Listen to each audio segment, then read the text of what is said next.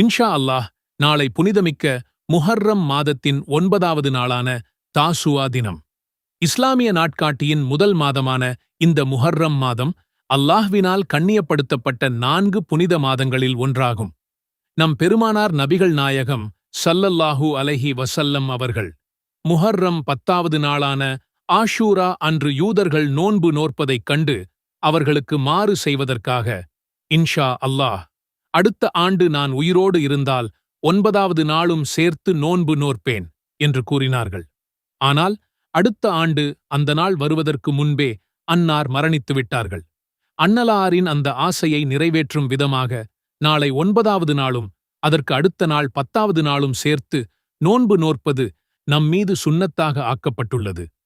நாளை நோன்பு நோற்கக்கூடியவர்களும் அல்லாஹ்வின் நன்மைகளைத் தேடக்கூடியவர்களும் நாளை நாள் முழுவதும் ஓத வேண்டிய 3 மிக முக்கியமான துஆக்களைப் பற்றித்தான் இந்த வீடியோவில் நாம் விரிவாக பார்க்கப் போகிறோம்.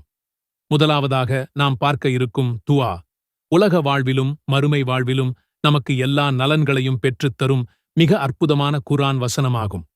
நம்முடைய அன்றாட கவலைகள் நீங்கவும் ரிஸ்க் பெருகவும் நாளை பகல் நேரங்களில் இந்த துஆவை உங்களால் இயன்ற அளவு அதிகம் ஓதுங்கள். ரப்பனா ஆதினா ஃபித் துன்யா ஹஸனத்தன் வஃபில் ஆখিরাতি ஹஸனத்தன் வகினா அஸாபன் நார்.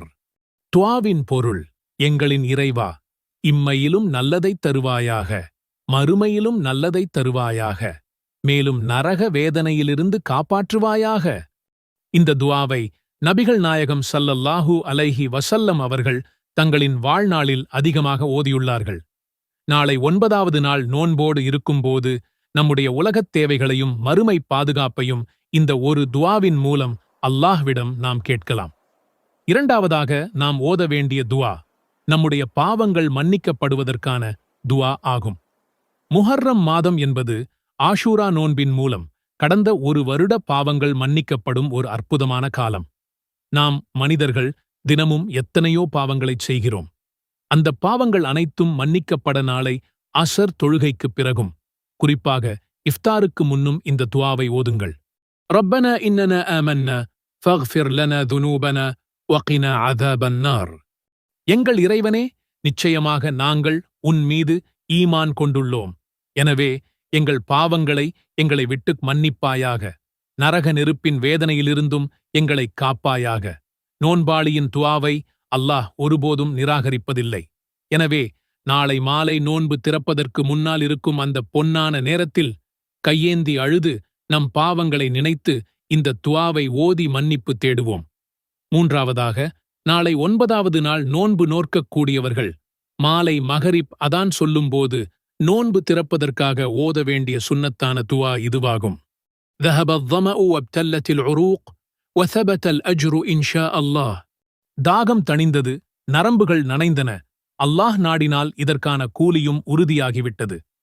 இந்த துஆவை ஓதி நோன்பு திறந்த பிறகு நாளை இரவு தூங்குவதற்கு முன் அடுத்த நாள் வரவிருக்கும் மிக முக்கிய நாளான 10வது நாள் ஆஷூரா நோன்பிற்காக மனதால் நிய்யத் செய்து கொள்ளவும் மறக்காதீர்கள். இன்ஷா அல்லாஹ் நாளை பிறக்கவிருக்கும் முஹர்ரம் 9வது நாளின் ஒவ்வொரு நிமிடமும் மிக மதிப்புமிக்கது. மொபைல் பார்ப்பதிலோ அல்லது வீண் பேச்சுகளிலோ நேரத்தை வீணடித்து விடாமல் இந்த 3 துஆக்களை ஓதி அல்லாஹ்வின் பெரும் கிருபையை அடைய நாம் முயற்சி செய்வோம். நாளை மற்றும் அதற்கு அடுத்த நாள் நோன்பு நோற்க அல்லாஹ் நம் அனைவருக்கும் உடல் ஆரோக்கியத்தையும் ஈமானிய பலத்தையும் தருவானாக. ஆமீன். நம்முடைய வாழ்க்கையில் தெரிந்தோ தெரியாமலோ செய்த பாவங்கள் ஒரு பெரிய மலை போல நம் மனதை அழுத்திக் கொண்டிருக்கிறதா? சில நேரங்களில் நம் பாவங்கள் கடல் நுரையின் அளவை எட்டிவிட்டதோ என்று இதயம் பாரமாகி விடுகிறதா? இந்த பாவச் சுமையிலிருந்து விடுபட்டு ஒரு புதிய தூய்மையான தொடக்கத்தை நம் வாழ்வில் ஏற்படுத்த மாட்டோமா என்று ஏங்குகிறீர்களா? ஆம் என்றால் இந்த வீடியோ உங்களுக்கானதுதான்.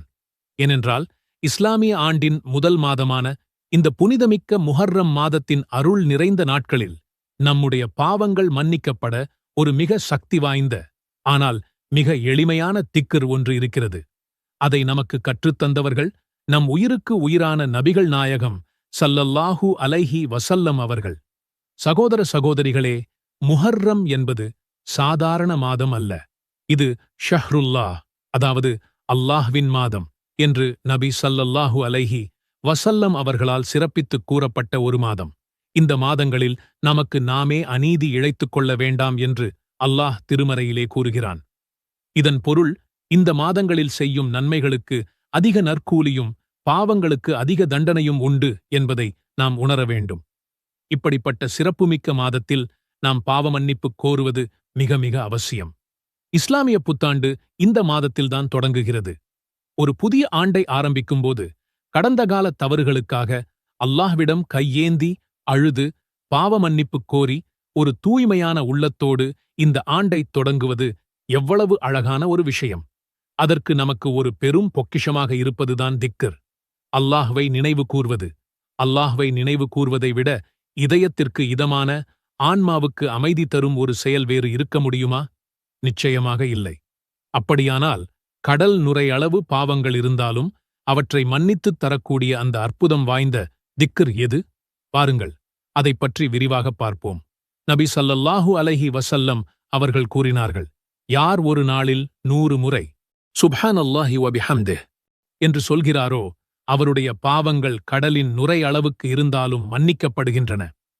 இந்த ஹதீஸ் புகாரி மற்றும் முஸ்லிம் பதிவு செய்யப்பட்டுள்ளது. சிந்தித்துப் பாருங்கள் சகோதரர்களே, எவ்வளவு எளிமையான ஒரு திக்ர், எவ்வளவு மகத்தான ஒரு வாக்குறுதி. இஸ்லாமிய அறிஞர்கள் இந்த ஹதீஸை விளக்கும்போது இது குறிப்பாக நமது அன்றாட வாழ்வில் ஏற்படும் சிறு சிறு பாவங்களை அழிப்பதாக கூறுகிறார்கள். அப்படியானால் பெரும் பாவங்களுக்கு என்ன செய்வது என்று நீங்கள் கேட்கலாம். கவலைப்படாதீர்கள். இந்த திக்ர் பெரும் பாவங்களுக்குரிய உண்மையான பாவமன்னிப்பு கோருதலுக்கு நம்முடைய இதயத்தை திறந்து விடுகிறது, நம்மை தயார்படுத்துகிறது. இது அல்லாஹ்விடம் முழுமையாக சரணடைவதற்கான முதல் படி. சுப்ஹானல்லாஹி வ பிஹம்திஹ். அல்லாஹ் தூயவன். அவன் எல்லா குறைகளிலிருந்தும் பலவீனங்களிலிருந்தும் நீங்கியவன். அவன் பூரணமானவன், பரிசுத்தமானவன். மேலும் அவனது புகழைக் கொண்டு நான் அவனைத் துதிக்கின்றேன். இந்த உலகில் உள்ள அனைத்து புகழும் போற்றுதலும் அவனுக்கே உரியது. என் நாவிலிருந்து வரும் இந்த துதியும் கூட அவன் எனக்கு அளித்த அருளால்தான் சாத்தியமாகிறது. இந்த 2 வார்த்தைகளையும் இணைத்துச் சொல்லும்போது அல்லாஹ்வை போற்றிப் புகழ்ந்து அவனை தூயவன் என நான் துதிக்கின்றேன் என்ற அழகான பொருள் கிடைக்கிறது. இதைச் சொல்வதற்கு நமக்கு எவ்வளவு நேரமாகும்? ஒரு சில நிமிடங்கள் போதுமே. ஆனால் அதற்கு கிடைக்கும் பரிசு, கடல் நுரை அளவு பாவங்கள் மன்னிக்கப்படும் என்ற அல்லாஹ்வின் தூதருடைய நற்செய்தி. சுப்ஹானல்லாஹ். ஒருமுறை நபித்தோழர் ஒருவர், அல்லாஹ்வின் தூதரே, இறைவனை துதிக்கும் சொற்களில் மிகவும் சிறந்தது எது என்று கேட்டார்.